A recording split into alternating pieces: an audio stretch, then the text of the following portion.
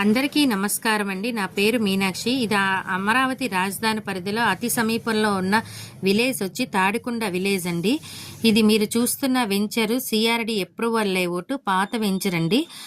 దీంట్లో అన్ని developments already చేసి ఉంచారండి. బీటీ రోడ్లు, open drainage, current supply, water connection ఇప్పటికిప్పుడు మనకు అనుకూలంగా ఇల్లు కట్టుకోవడానికి అనుకూలంగా ఉన్నదండి. అన్ని సదుపాయాలతో కూడిన వెంచరు మనకిప్పుడు.